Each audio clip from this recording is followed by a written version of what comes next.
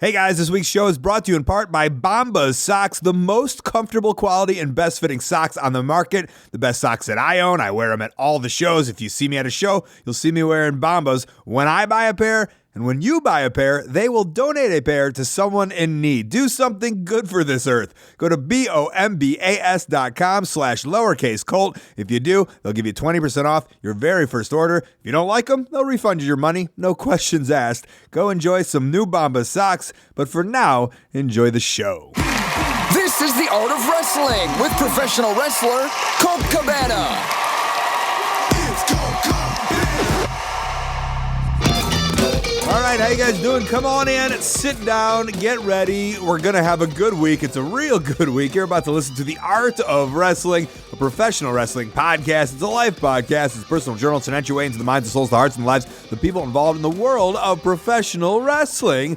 I am your host. My name is Colt Cabana.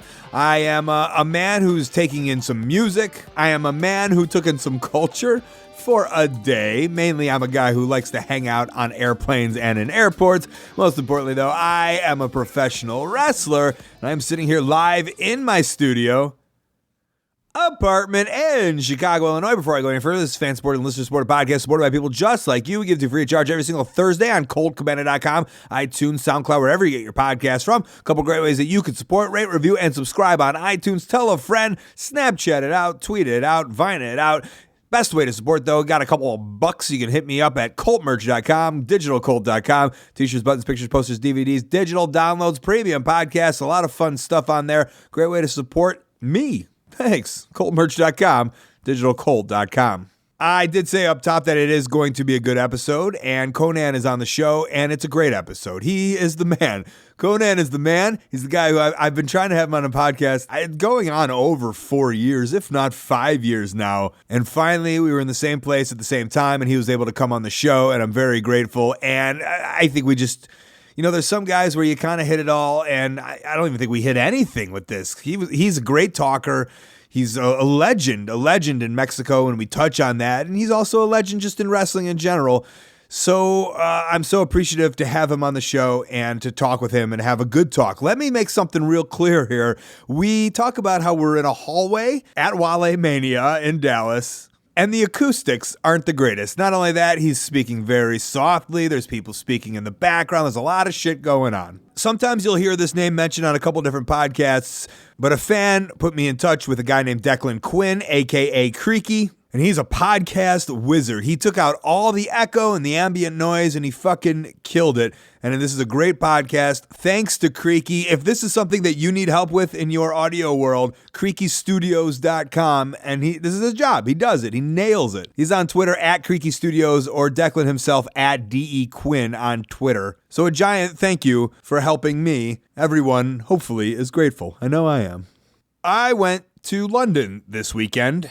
And then I drove to Sheffield, and then I drove back from Sheffield, and I went back to London on Heathrow, and I flew back. What was originally supposed to be a 3-show tour for me, which would be like a Thursday to a Monday, just turned into a 1-show tour for me, and it was essentially just a Saturday. Fly out Friday night, get in Saturday morning, 7-hour time change, maybe 6-hour time change, do the show, next morning, fly back. And I know that sounds hard, and it can be hard. And in my head, if you just tell anyone, hey, you're going to go do this for one day and head back. And I've done it before, and you guys have heard this before. But I think I'm very grateful that I always put it in perspective. And I'm grateful that I have a mindset like that, because that could sound annoying. It could sound like the worst, right? I mean, it could. It's essentially, if you take everything out of context and you're just like, hey, you're going to do this and then you're going to go back. But yeah, I always make sure to step out kind of my body, sit back and go, there's so many people who would love to be able to, just fly anywhere. So many people who would be able to love to wrestle in England, to fly to England, to be able to have that opportunity. And even if it's just for a couple of hours on the ground, I can easily get mad because there were shows here I could have done in America, but it's very important that even going into my 18th year of wrestling here pretty soon, that it's still, I'm still grateful for the opportunity. I'm still grateful that somebody takes me over and brings me over, and Ben Old was great enough at Southside Wrestling to have me on this, even though, things kind of got muffled up, but, I still took the date. I said I'd do the show. I did the show, and it's still cool to me. It's still real to me, damn it. No, it's still cool. That's a thing. And And I'm glad I still have that mindset to remember, there's so many people who would love to do this. And I'm so grateful that I can do it. I said grateful 8 million times. I'm very well aware of that. At the show, if you want to try to put it all together again, at the show, a guy came up to me and he goes, "Hey man, you were great. I loved what you did. You were so funny. I'm sorry you got to be here, man." And he didn't say it like that. I said it like a Southern man from Alabama, maybe. He was from Sheffield or the Sheffield surrounding area. And I was like, "What do you mean?" And he's just like, "Oh, you deserve to be, giant audiences, bigger places." And I was like, "No, man, no, not at all." And I almost feel bad that people feel bad for me, if that makes sense. Like, this was in, I think, like a rundown club that was in like a spare room that looks like it hadn't been used in years, but there was a bar. I think they do like late night raves there. Just a square room too. It was perfect for wrestling.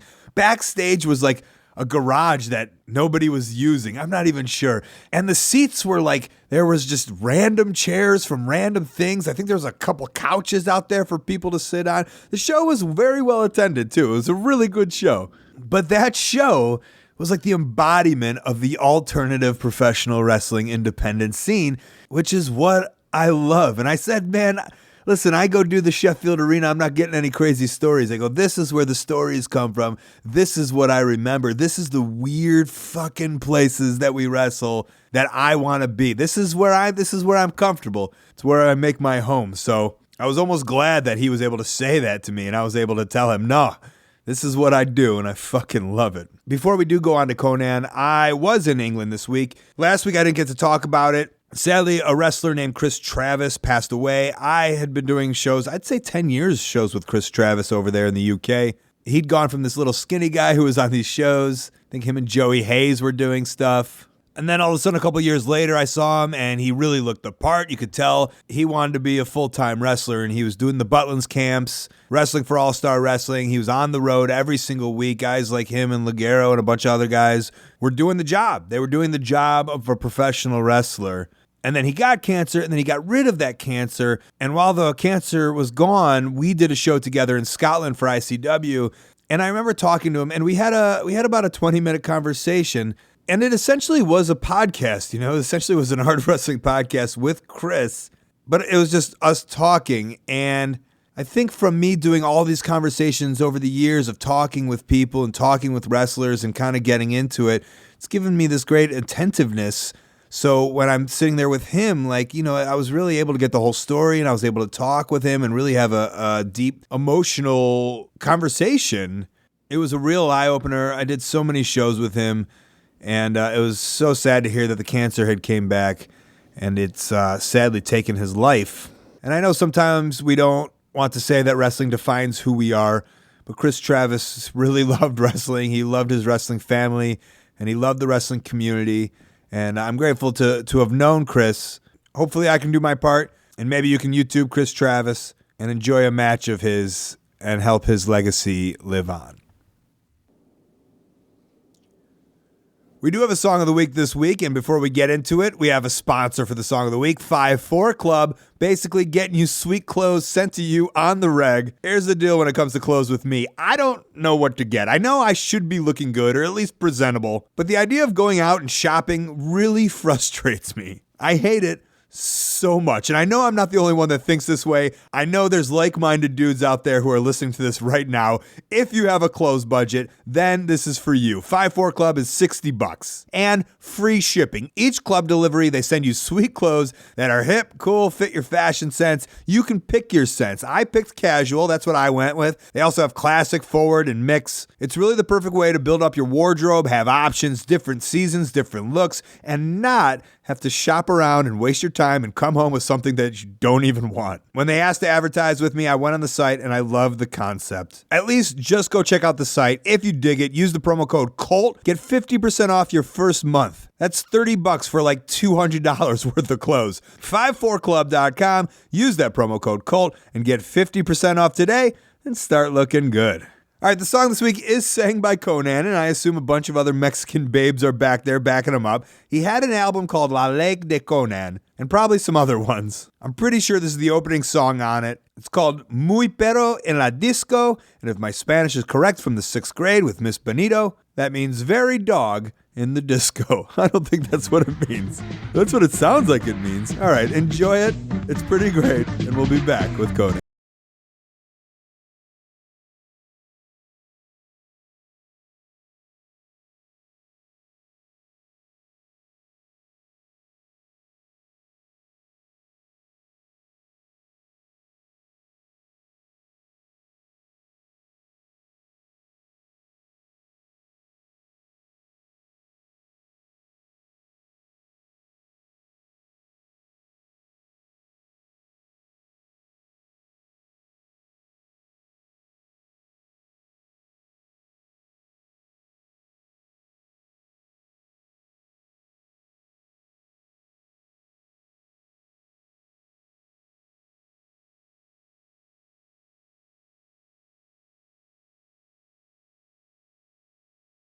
Consideration paid for by the following. Hey, we're also brought to you by another new sponsor, BetDSI.com. Spring and summer means sports. Cubs are off to a great start. Bones Jones is back. Triple Crown, Olympics, USA Soccer at the America's Cup. It's a great time to be a sports fan and an even better time to join BetDSI.com. With an A-plus rating on most review sites and great service, BetDSI offers odds on pretty much everything, including all the sports you know and love. The BetDSI site is quick, mobile access works great, and it's very easy to use. When you got a little something riding on the games, it makes it that much more fun to watch. And because you listen to The Art of Wrestling, BetDSI has a promotion where you can actually try them out for free. Simply sign up at BetDSI.com, use the promo code COLT, and get $10 free play on the many sporting events happening now. Again, use the promo code COLT, and you'll be ready to have some extracurricular fun watching the games when you got a little bit more riding on them. That's BetDSI.com. Hey, BetDSI, I appreciate it. Thanks. You could do that the whole time if you want to. Yeah, I didn't have that much. When I was on the Chris Jericho podcast, they actually knocked on the door. Yeah. And they were like, excuse me, because I had gone to the fire escape and I smoked.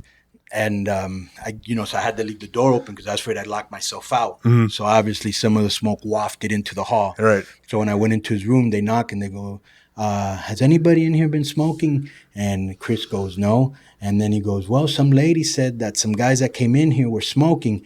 And Chris goes, I can guarantee you I wasn't smoking. I'm the only other guy in the room. Right. It's like you just buried me. How long have you been smoking for? Oh, bro, like... Because you're very pro marijuana, right? Yeah, very pro marijuana, yes. And you're living in San Cali? Diego? Yeah. So you're good to go. Yeah. Got your card? Right. Yeah. Got my card. Plus, I don't think I've bought pot in years. People just give it to me. Yeah. I think, is that like, have you been around like Rob Van Dam? I imagine that's how like. Yeah, but I never really smoked with Rob Van Dam because we were never in the same promotion at the same time. So, but like when your gimmick is, yeah, like my gimmick is like, hey guys, I like gum, extra polarized really? gum. Is that it? And people will bring me extra polarized gum, right? Right. Or Twinkies, right? Not so necessarily, but in your mind it would be Twinkie the Kid. Yes. And they would bring me Twinkies. But you're like, I'm the guy who likes marijuana. Yeah. And then fans just bring that shit to you. Right. Right. And then because all potheads were very civically minded as far as other potheads go. We're like, you know what? We want this guy to be on the same level as us. Because, basically what it does, and then just what it does for me, and I've learned, is I used to do rap music, Miami, and also even like when I was booking for AAA for many years, it actually helps you open up parts of your subconscious that you normally wouldn't be able to tap into.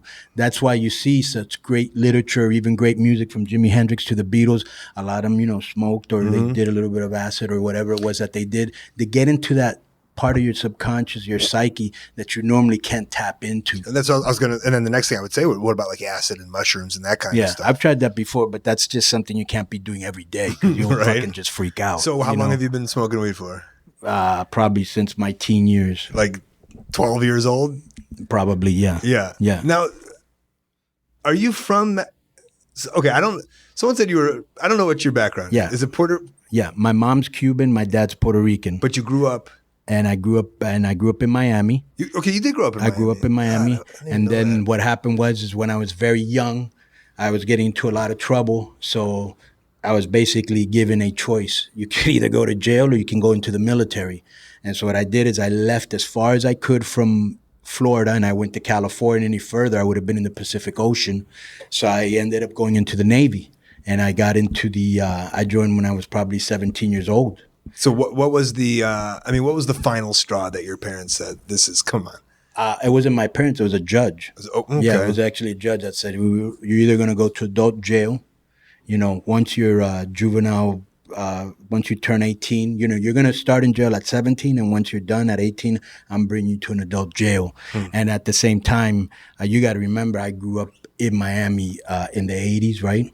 So that's exactly when, the yayo thing exploded. And back then. Cocaine Cowboys, right? Right. Did you see that documentary? Yeah. Where you were just living that life, right? Exactly, right. To me, crazy. it was exactly what I was living, and what I saw in Narcos was a lot like that too. If you ever saw that on Netflix, but basically, here I was, 13, 14 years old, and I saw guys that were my age driving new cars, and they had jewelry, and they had big rolls, and you were like, holy shit, I want to be a Don just like you. And you didn't need to go to college, or you didn't need to, as long as somebody vouched for you, you were in the business. You know what I'm saying? So it's very easy to get into. So, and there wasn't, nobody knew what was going on, so they didn't know how to stop it. It was just free flowing. Yeah. So what was the final thing that the judge got you on? Well, the final thing was that it was actually 2 incidents back to back. The first one was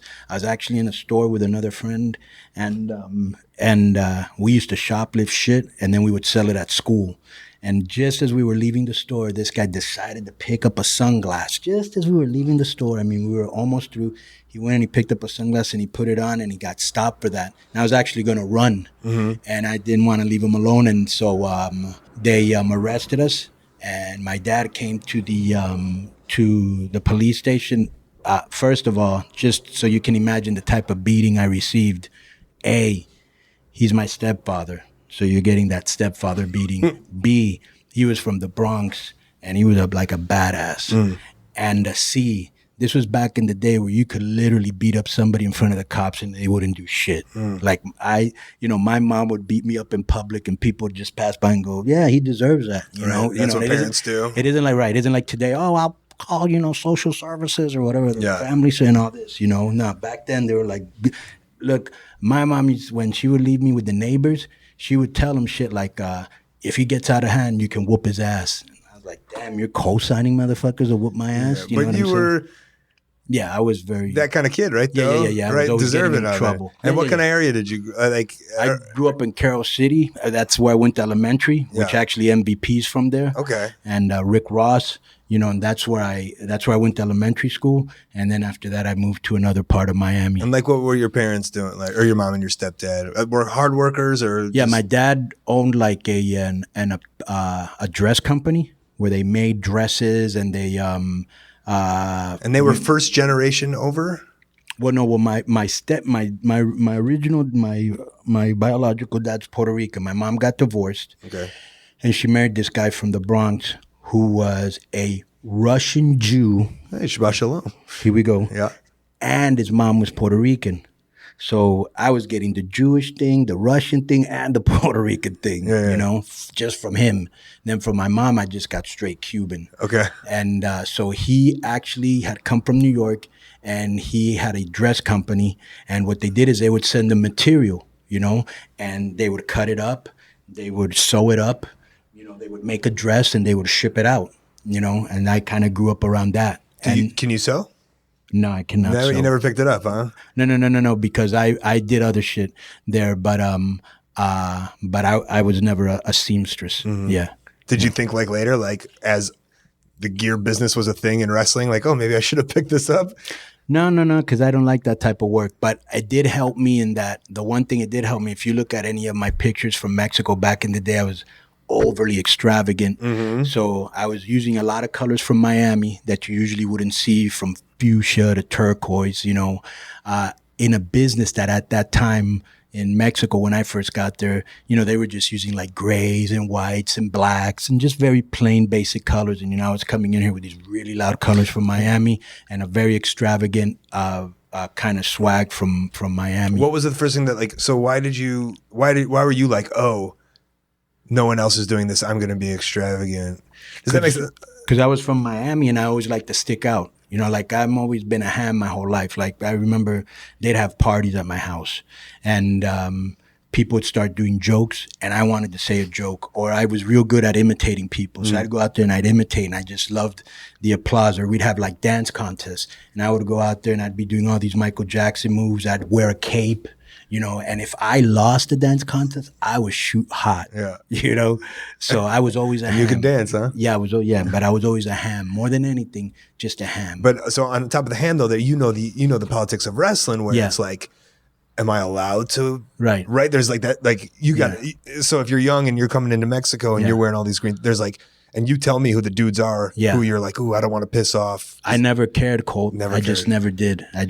Never who were the really dudes that other people may not want to have pissed? Like, who were the head dogs at that time? You know, Konnan and Mil Mascaras and, you know, the promoters. And they were very old school wrestlers. You know, that was back in the day where like to get into wrestling, they had to actually beat you up and you had to carry their bags and you had to actually get a wrestling license. And to get a wrestling license, you had to do 1,000 Hindu squats and all this other bullshit. They just wanted to see if you had any heart or any balls, you know.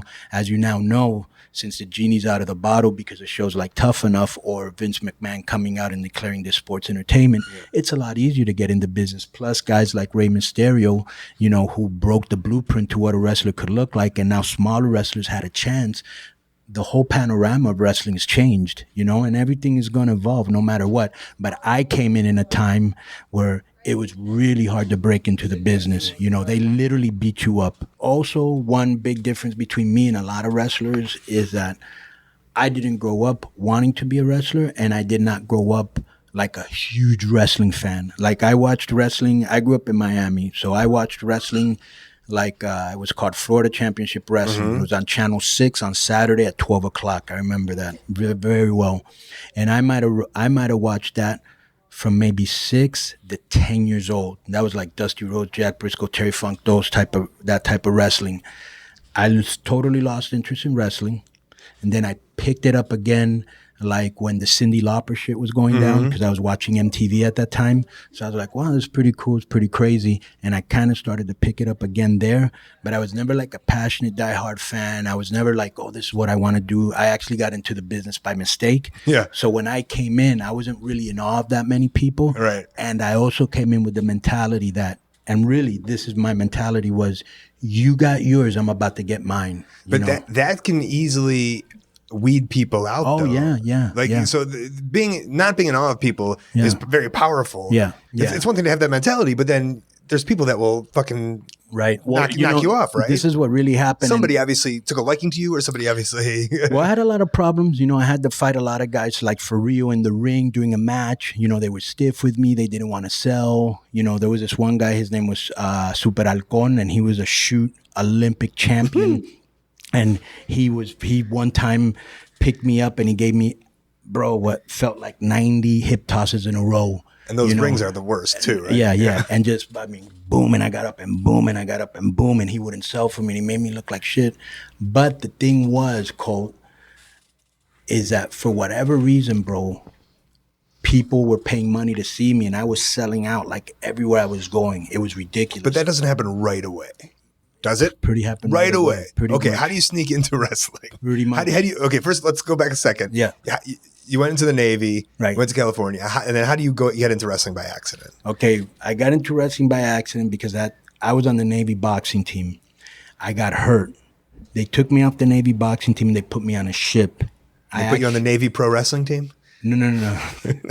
And so we actually used to cross the equator. And when you crossed the equator, you were shellback. And when you came back, you were a polywog. And they did like all these hazing things, okay? And it was ridiculous. Like at night, you had to hide. If you were shellback, you had to hide from the polywogs. And they would come and they would look for you. And once they got you, they would put a leash around your neck. And now you were what there was called their walk dog. This is just a weird game that the Navy people do? Right. Gotcha. And, bro, they'd make you walk through rotten eggs, and then there was this really big fat guy with a humongous gut, and he'd have, like, grease all over his belly, and he had a cherry right there, and it had, like, wasabi on it, and you had to go, and you had to suck the cherry out of his stomach, and they had other guys dressing up as girls, and it was just fucking wild. Imagine if you had your camera there, your phone camera, right? The good thing is once you were polywog, every time you crossed the equator, you got to do it to the new guys, right? So I went to the Iran-Iraq conflict. I was in San Diego because that's where I was stationed. And I was in a park and I was boxing with a guy. And this guy comes by and he goes, oh, you look like you know how to put your hands, you look like you know what you're doing with your hands. He goes, I'm a professional wrestler. I'd like to invite you to Tijuana to watch a wrestling match. And I was like, is this guy trying to pick me up? Yeah. And so he goes, you like boxing, right? And I go, yeah. And he goes, what do you think of, he started to name all these Mexican champions, Salvador Sanchez, Julio Cesar Chavez. I go, bro, those guys are great. He goes, well, come to Mexico. I want to show you some of the best Mexican wrestlers. He goes, as a matter of fact, I'm the world champion. And he opens up his trunk and he shows me his championship belt. And I was like, wow. And he was limping at the time. And I was like, why are you limping? And he says, well, I got into a fight in the dressing room and I got hurt. He goes, but I'm going to be back. But he goes, I'm going to train you. So because he saw you in the park. Yeah, right. So he brings me to the show and I get there and you got to remember, I grew up watching NWA and WWE. Never really seen guys with the masks. I'd seen Mil Maskers, but that's like one guy out of everybody. All these guys had masks. I saw very, very young Eddie Guerrero, a very young Negro Casas, and I was mesmerized, bro, by the capes, by the masks, by what they were doing, the vivacity of the crowd. It was just electric to me. And I was like, wow, this is really cool, So we go back to the dressing room and he introduces me to the promoter. And at that time, I was a bodybuilder. I was pretty big. And they were like, he goes, yeah, man, this guy right here, he wrestled in Florida. And I was like, no, I didn't. He goes, just go along with it. And I go, all right. He goes, he wrestled in Florida. And the promoter turns around and goes, who do you wrestle? And I started to name all these guys from Florida. Yeah. And he goes, okay. He goes, then I'm going to book you next week. And I was like, what does that mean? He goes, you're wrestling next week. I go, bro, I don't even know how to fucking wrestle. He goes, just go in the ring and knock the motherfucker out. Come on. I was like, really? And he goes, yeah, just go in the ring and knock the guy out. Now, remember, I think wrestling's real. So I don't really know that. I kind of knew something was going on, but I wasn't sure where it was, I was very, still kind of naive. And I was like, oh, fuck. I go, maybe I could do that. I'll go in, knock a motherfucker out. I go, but why hasn't it been done before, So I was like conflicted, And so... what year is this? This probably was 87, 88, something like that. Okay. And so I'm like, so we get there and my outfit isn't done. So this guy wants me to wear his outfit, which was super whack and it didn't fit me. And I was like, I go, bro, what happens if they throw me through the ropes and I fall through the ropes and everybody laughs at me? He goes, that's not going to happen because you're going to knock them out. And I go, but what if it does happen? I go, I'm going to be the laughingstock of Tijuana. And he goes, no, don't worry. He goes, so we get there and I'm in the very first match and they have me announced as the Incredible Hulk. And I'm like, fuck. I actually got nervous, bro, because I thought really, this was the only thing that stopped me, Colt, from actually going, who knows what would have happened. I mean, if I would have gone into the dressing room, the guys go, oh, well, here I'm going to do this to you and that. And I'm going, what? I'm just going to knock your bitch ass out, Who knows what would have happened, And so, but I was afraid that I was going to go through the ropes. So I told them, look, the only way I'll wrestle, I goes, if you teach me how to hit the ropes or whatever terminology I use, because I'm sure I didn't say hit the ropes, right. So he brings me to a gym and Rey Mysterio Sr. is there, Rey Mysterio Jr.'s uncle. And he was the world champion at that time and he's putting on oil, and he comes up to me and goes, are you the guy that wrestled in Florida? And I go, no, I've never wrestled. He goes, and why did you come here and you lied? And I go, because my manager, your manager? You've never wrestled and you have a manager? Oh, yeah, doesn't everybody? No. He goes, who the fuck's your manager? And I go, John Roberts, the champion. And he turns around and he goes, that guy's not a champion, he's a fan. Some fan. Oh, come on. I was serious. That's how I got into the business. Some fan lied to me, told me he was a wrestler, showed me a gimmick to wrestling thing. So he was a white guy. Yeah, he was a white guy. Okay. And then later on, I find out that the limp he had, he actually had a prosthetic leg. You know, so this guy but that's how I got into the business. What a weird fucking thing, man. Yeah. So how did he get in the back? They knew him. He was like a fan that would always go pick up the wrestlers and, pick them up at the airport, take them to the hotel. So Joe Fan, right? There's so many of those guys around, right? Why wouldn't you know? Yeah. And they all pretend like, fuck, man. So that's been happening forever, the idea of that guy. But he went, did you ever be like 20 years later, were you ever like, why did you do that? Have you ever like talked to him? No, because he was so into that whole thing. We used to make fun of him because he used to say, I fought. There's a guy in Mexico called Super Raton, which is like in Spanish, it's actually Mighty Mouse. Okay. And he used to say, I wrestled Super Raton, because I was actually using him because he would drive me to LA, he'd drive me to Bakersfield, so I'd have to listen to his bullshit stories and kind of go along, because if I kind of broke his bubble, he probably would go into shell shock and never take me anywhere because of the embarrassment. So I had to kind of keep the story going, so he would take me everywhere and pay for my shit. So he would say, I fought Super Raton, and then one day I go, well, you know what? I just met Super Raton in Mexico. I'm going to ask him the next time I see him. And he would say, no, it's Mighty Mouse. It's the American version of him, Mighty Mouse. I go, where can I find this Mighty Mouse? He goes, oh, he's in prison now. And he'd always find a way for me not to, and it was just like, and so he only lets me talk to him. Yeah, right. So one time he wanted to be my manager and we were in a battle royal. So I told him, I go, when I'm in the ring, John, I want you to come in and I want you to grab a guy. And he got really excited. He goes, all right, yeah.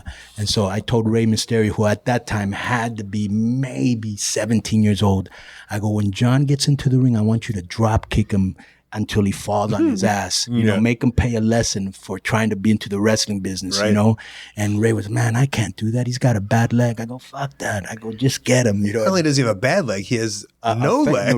Right. Yeah, but I just wanted to break his bubble because he just thought wrestling was so easy, And so poor Ray, man, I just kept on him until he did it, and he hit him once, he kind of tumbled, he hit him again, and he fucking took a bump, his leg almost came off, and Ray was, I'm sorry, and the guy went out, and I go, you had enough? He goes, no, I'm ready to go in there, and I was like, oh, this guy's never gonna fucking learn. Then you really have to beat the shit out of him. You don't want to do that, he's driving you everywhere, right? Yeah.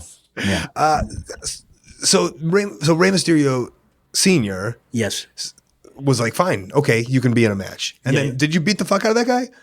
No, what happened was he taught you the ropes. No. First, I went with a guy that was in the Marines and another Cuban guy that was in the Navy with me. All three of us went. After 2 weeks, they quit because they were literally trying to make us quit. I mean, I was walking around. I was still in the Navy at that time, so I was in the Navy, and then at night I would go train. Fit as can be, I'm sure. Yeah. And I was like fucking. I was a juice head at that time, and I was like in the ship. Dizzy from concussions. They'd fractured my wrist. They'd fractured my hip, but I just wasn't going to quit. Now I was like, you know what? If you think you're going to run me off, you're not. I've been in the service, dog. And so when they saw that I wasn't going to leave, that's when Rey Mysterio goes, all right, I see you got heart and I'm going to help you. So you did it that first match where you were to beat the fuck out of that guy. That didn't even happen. Never happened. That didn't even happen. No. Luckily. Yes. Luckily, I don't know. Yes, I don't know. Who knows what would have happened. Yeah.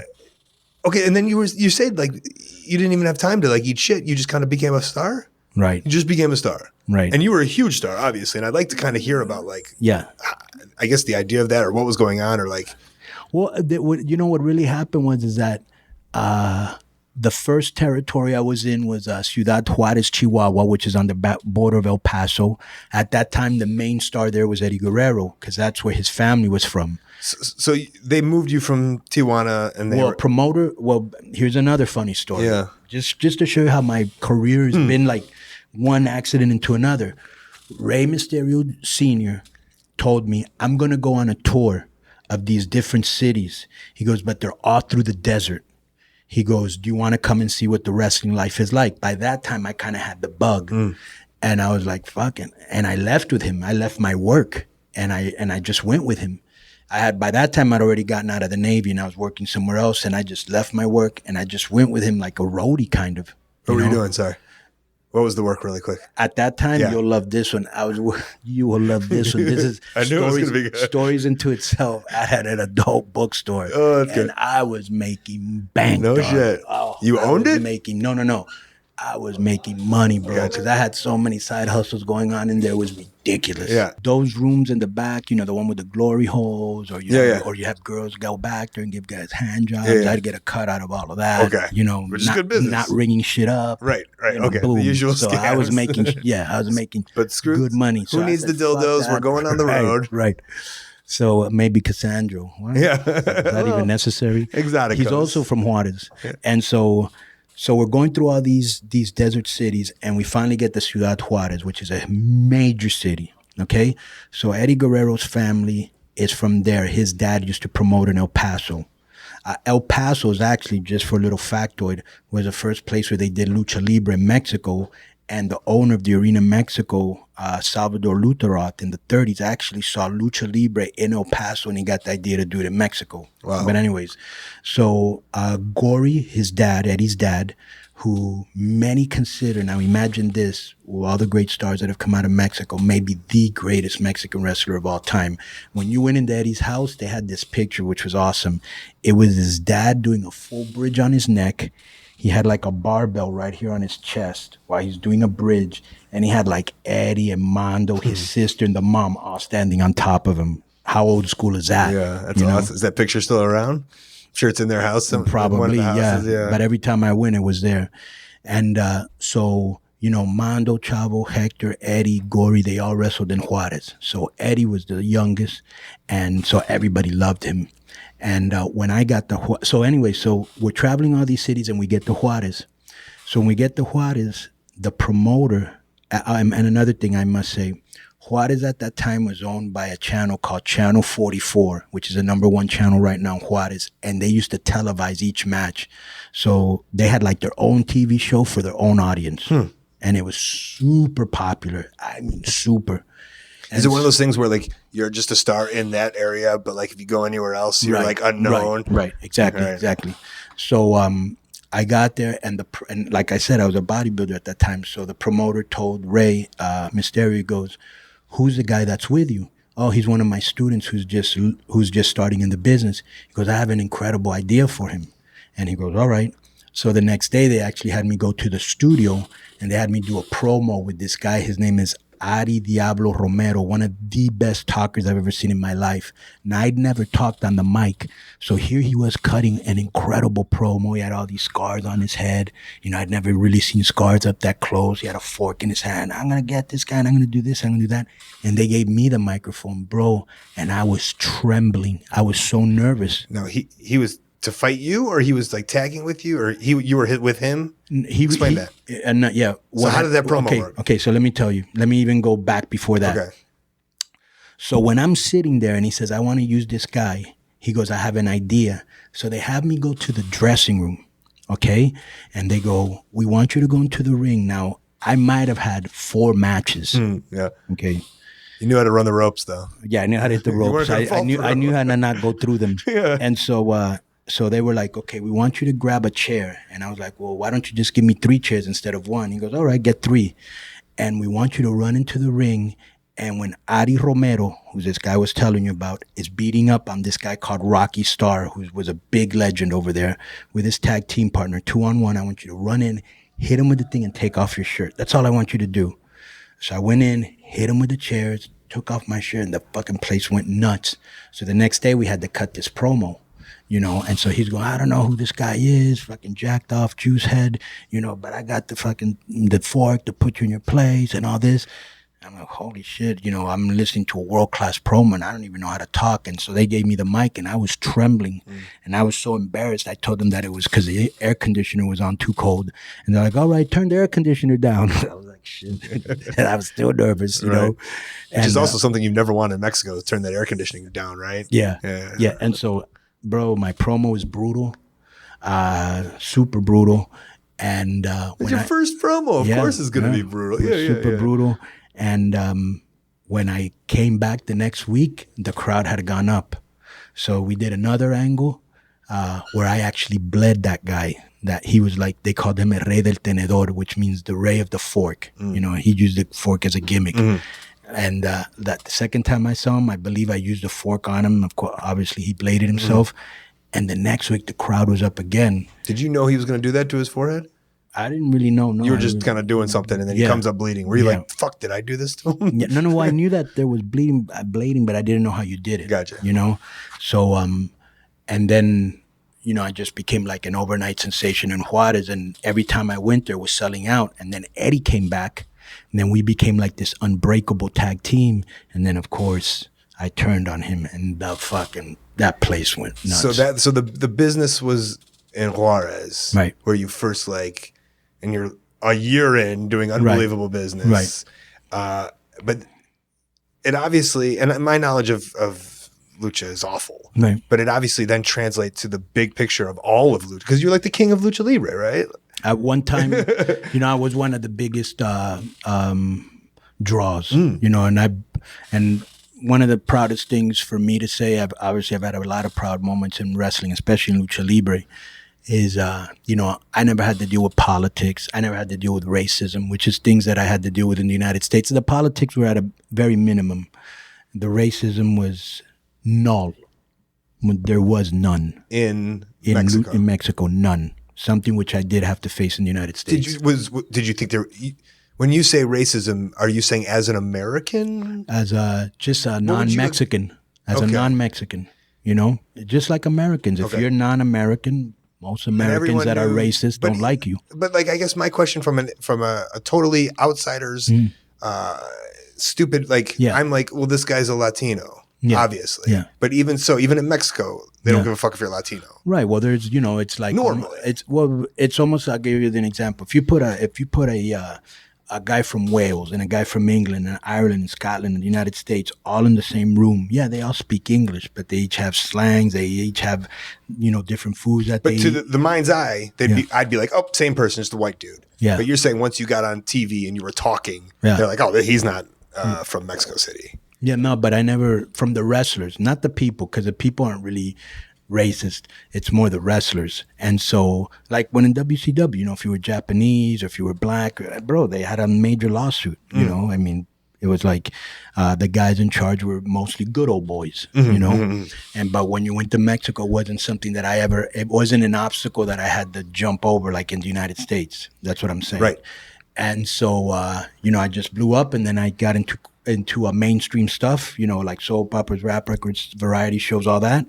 And I just blew up. And I think one of the proudest things for me there is that, still to this day, I hold the all-time attendance record, which is probably about 20 years old. So obviously, one day somebody's going to beat it. Mm-hmm. But that's something that, I'm very proud of. Is that when you lost your... When I retired. It was a retirement match. Yeah. Okay. It was in this place called Plaza de Toros. It was a bull ring, very famous bull ring in Mexico City. Probably about 52,000 people, and I don't remember the date, maybe 93. Okay. How important did you, because it's interesting you say you kind of got back with the Cyndi Lauper stuff, and then you start getting into that mainstream stuff. Did you see how important, did you know how important that was? Was anybody doing that before? I guess some of the guys like the luchadors would do those movies, right? Yeah. Did you blow up? Was that in the middle of blowing up, or were you like, I got to get this stuff so it can make me blow up in wrestling? I just, no, well, the thing is, when I got to Mexico, the wrestling was very, mostly a lot of chain wrestling, a lot of chain wrestling. Like I said, a lot of basic colors. Hardly nobody did promos. There wasn't really multi-layered storylines. They were all pretty one-dimensional, and so I just came with the mindset of, Antonio Peña was there at that time, and he was very creative. So me and him, we meshed real good.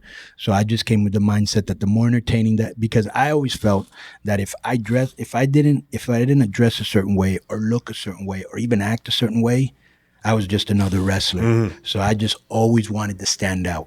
Whether it was my outfits, which I spent a lot of money on, my outfits, or it was my physique, always making sure that I looked good, or doing different moves. There's a lot of moves that even today in the United States, not a lot, but I would say about 5 or 6 that I originated. People don't know, but I just always wanted to be different. That's really it. But I'm more saying of like when you got the movies and the rapping and the TV and the soap operas. Yes.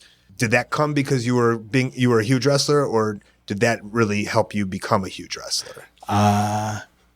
Does that make sense? I just knew that I had to get into the mainstream. Okay. Because that way I could make more money in other platforms. And how hard was it to break into that stuff? Very easy. Very easy because, Lucha Libre at that time was super, super hot. Yeah.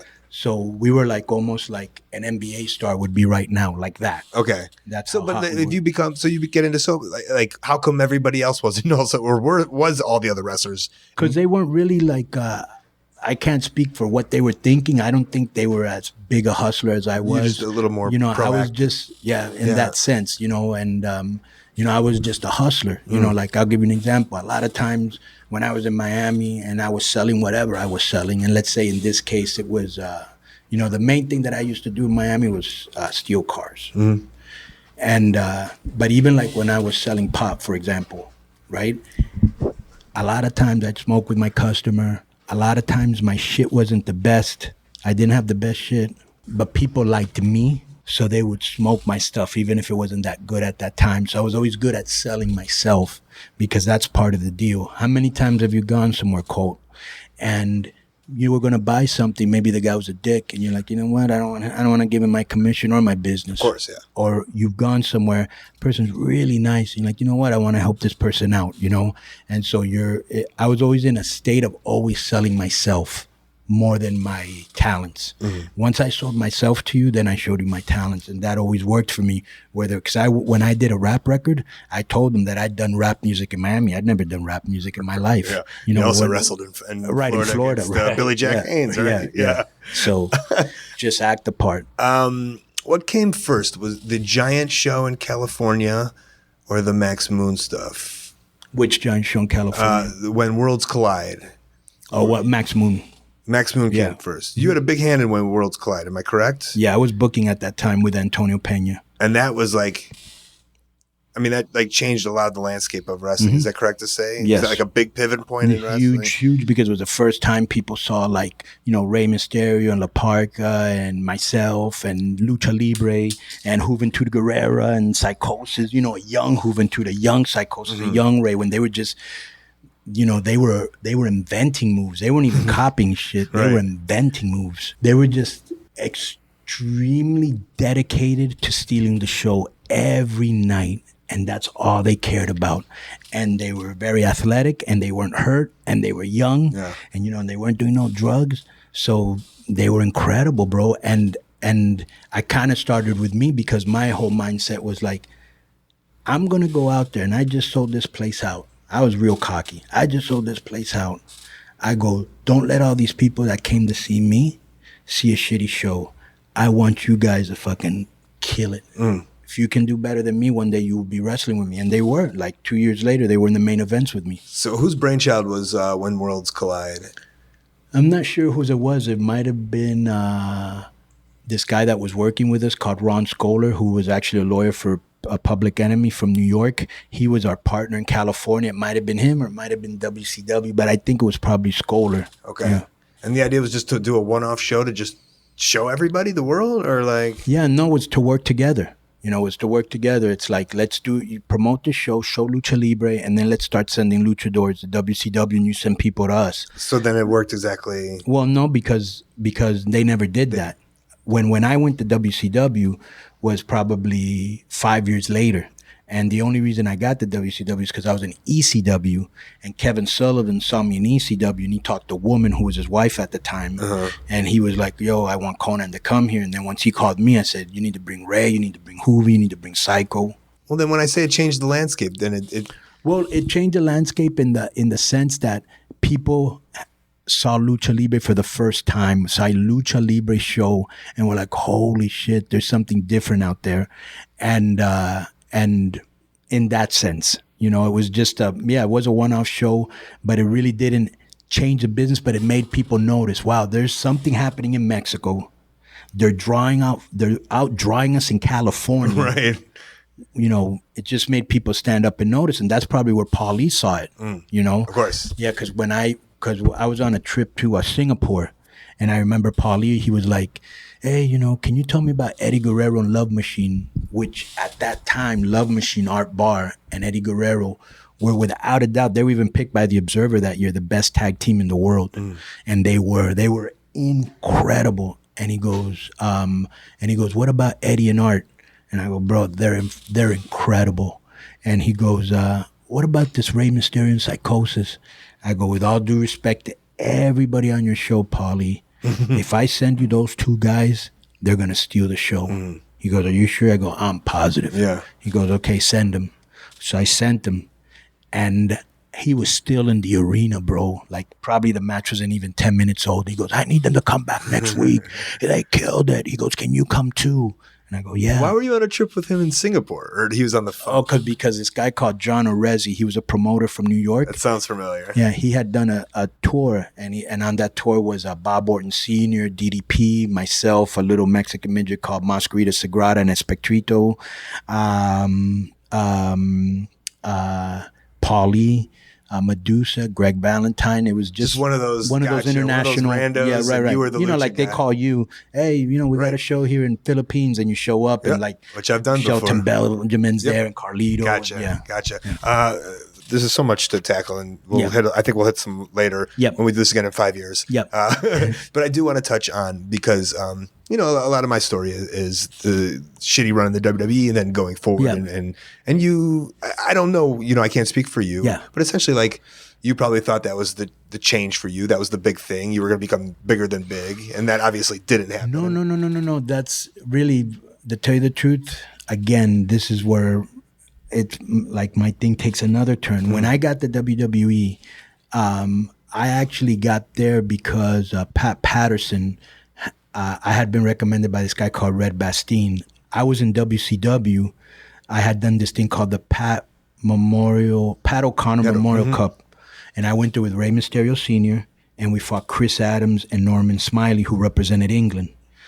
While I was there, Red Bastien called Pat Patterson, and Pat kept calling me. So when I met Vince, as a matter of fact, the day I got hired, what's this guy's name? Paul Bearer got hired. We both got hired at the same day, same time. And so when I went in there with Vince, he goes, well, what ideas do you have? And I said, well, I saw this robot when I was in Japan, and he shoots a confetti and he shoots fire. And wrestler or just a regular thing on the streets? No, it's this thing I saw on a TV show. Okay. And I go, and I think one day we could probably jetpack him from the entrance into the ring. And he goes, I thought about doing that one day, but you can't do that in an indoor stadium. You can only do it in an outdoor. He goes, but I like that idea. So he spent $13,000, and they made me this outfit that would shoot smoke and confetti and all that. But the problem is that, I'll give you an example. I lived in San Diego, and the outfit was made in LA. So I always had to go from San Diego to LA, pick up like 5 boxes of this humongous robot suit. Then I had to fly it out to wherever we were. So for example, and this actually happened, I flew all the way to Boston. Then I had to take a cab from Boston to Cape Cod, take out all those fucking boxes. And I was just getting tired of it. And at that time, bro, the drug scene was really big. I remember one time being in the showers. I mean, there's no way this would happen now. And I saw Shawn Michaels and Kurt Hennig, smoking some weed in the showers. No way that would happen now, But the scene was really crazy. It was before the wellness policy. And I was like, man, I'm going to really get into this drug scene bad. And I had just done a soap opera, and it was blowing up. So I was like, fuck WWE. And I quit going. And so one day, what's this guy's name? Tito Santana called me and goes, hey, I think they're going to fire you if you don't come back to work.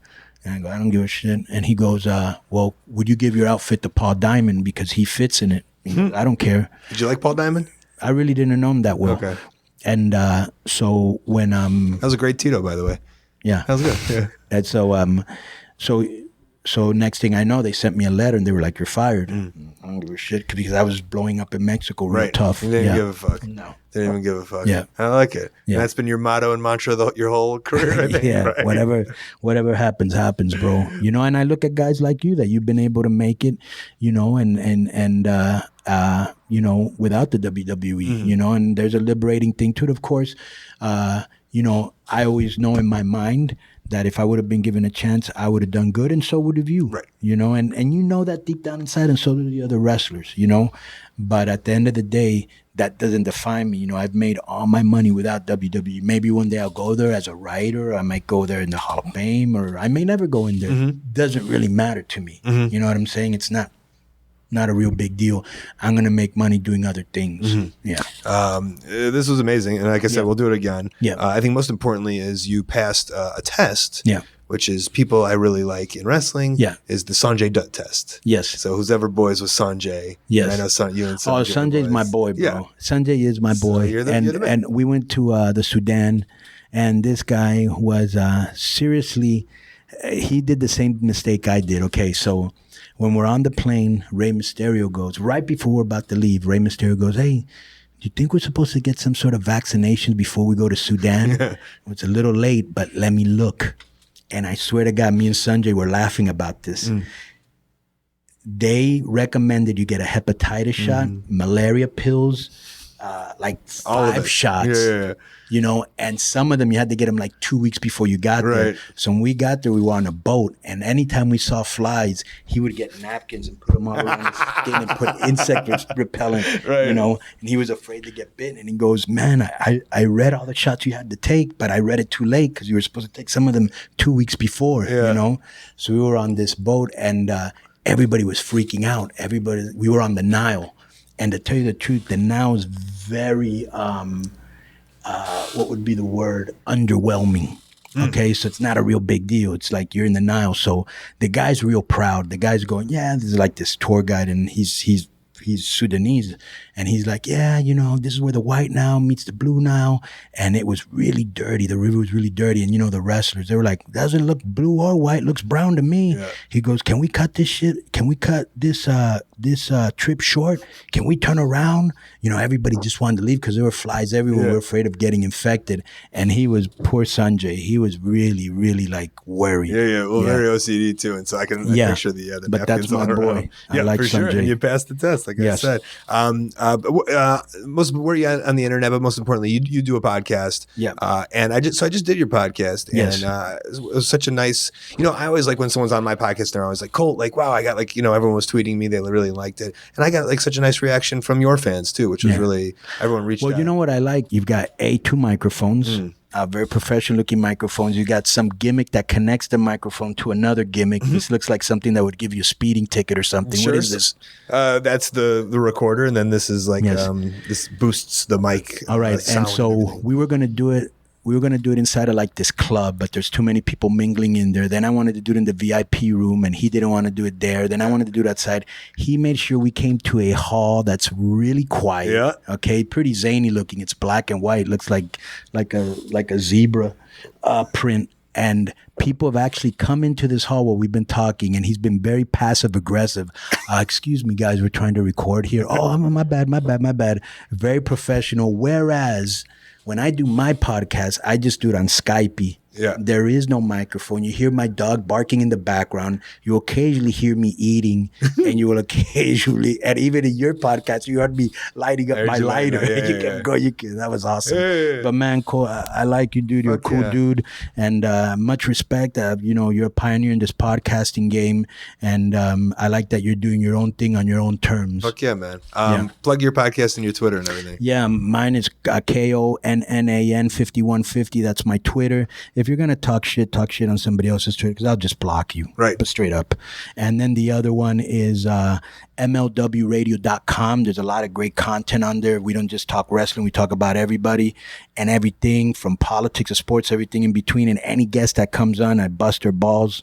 Colt knows that. Colt knows that. Yeah. And Court knows that. And Court knows that. Even my co-hosts get their balls busted. There's so many people that were like, I thought you guys hated each other. And I was like, fuck. Like, I like, you never done nothing to me. I know. Well, that's something I think you bust my balls a little. And I was like, I get it. Like, that's what you do. I'm not, I'm a grown man. I bust everybody. Of course. Yeah. But I think it was just, I don't know. It got weird for some fans, I think. And then we just did this other podcast, and I was like, oh my God, you guys like each other and are good on the mics together and have a nice rapport, I think, too. So, it worked well. Yeah. It's fun being on. And you're about to come and do some stuff here in Wally Mania, right? Yeah, we're at Wally Mania, and I'm going to go rap on stage with Wale. So I'm looking. That's awesome. You didn't know that? Oh, nude or not?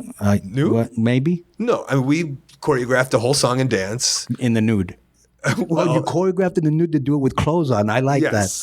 Per his request. All right. It's a weird cat. He's a weird cat. Now, is Marty DeRosa watching? Because he's kind of a voyeur freak. He's filming. That's why he's a voyeur freak. I like that. Is any truth to the fact that he filmed the Sunny thing? What was that called? Sunny Side Up? What a great. Do you love the titles they come up with? Yeah, sure. One Night in China. Sunny Side Up. Was that the name of it? I think so. That's awesome. Yeah, well, it's not hard to come up with that thing. I don't know. It's still awesome. He was the third camera, I think. Was he? Yeah, I don't think a lot of people Gaffer too? Yes. Okay, I love that term. He was the grip. He gripped something. That's awesome. Two-fingered grip something. Colt, thank you for having me on. This is my first time on, man. Yeah, you were great. There's so much more to hit. Yeah, we'll do whenever you want to do it. And thank you for coming to Wally Mania. What's up to all the Colt Cabana fans? Thank you, brother. Thanks, bud. Sometimes I have to think in my head, is it Conan or Conan? I think due to my love of Conan. But it's Conan. A legend in Mexico. And a legend to me, man. He's the man. Fuck. I'm going to have him on again. And we're going to talk about so much other stuff. Didn't even hit WCW. Barely hit WWF stuff. And there's probably a mountain of Mexico stuff that we can just hit on. Great. I'm booking you again, Conan. We're going to have you on again. Wonderful show. Thank you so much for listening. Before we get out of here, let's get in some plugs and upcoming events. All right, the best way that you can support ColtMerch.com, DigitalColt.com, Twitter and Instagram at Colt Cabana, Facebook /AOW Podcast, also /Colt Cabana, ColtWrestling@gmail.com, my very public email. Maybe you got something to say to me. Maybe you're a promoter, want to put me in your upcoming show or convention. WorstPromoEver.com is on my YouTube page. I also got a bunch of other fun stuff on there. ColtCabana.com is where my P.O. box is. And I love getting snail mail. Upcoming Friday and Saturday, April 15th and 16th, Queens, New York, Philadelphia, Pennsylvania, houseofhardcore.net. Saturday, April 23rd, Brooklyn, New York, WrestleProOnline.com. Sunday, April 24th, Somerville, Massachusetts, Facebook /Beyond Wrestling. Thursday, Friday, and Saturday, Louisville, Cincinnati, and Chicago. We are doing some comedy shows. Please come to these. ColtCabana.com is where you can find all the ticket information. Friday, May 6th, Marionette Park, Illinois, AAWrestling.com. Saturday, May 7th, Niagara Falls, Ontario, houseofhardcore.net. Thursday, May 12th, Omaha, Nebraska, PWPLive.net. Friday, Saturday, and Sunday, May 13th, 14th, and 15th, Joplin, Maryland, Penn Laird, Virginia, Hickory, North Carolina, GlobalForceWrestling.com, and all of August, I will be at the Edinburgh Fringe Festival at pleasance.co.uk. That is the show for this week. Big thank you to you guys at home for listening and telling your friends what fun shows these are. Thanks to Conan, much appreciated. Court Bauer kind of helped set it all up. Thanks to Declan Quinn with the sound. You fucking rule, man. Thanks to Kip Guy Jeff and Stu Stone, Kid Russell, Matt Jenkins on the music, Dane Miller with some tech. HighSpots.com, hundreds of full-length titles available to download. A VOD service that is out of this world. Highly recommend you subscribe to that or get their subscription box. Or if you need a wrestling ring or wrestling gear, HighSpots will send it to you. OneHourTees.com, they help run ProWrestlingTees.com. T-shirts from your favorite wrestlers that aren't signed by the big guy, and they get a way better cut because we love our wrestlers. Also, tweakedaudio.com, the earbuds that I use, get over 30% for free shipping just because you listen to this show. All right, adios, mi amigos. Tu es concluso, no más. No más podcasto. Para mí, para ti. Esta es cuando the art of wrestling. Para Colt Cabana, yo soy Colt Cabana. Gracias.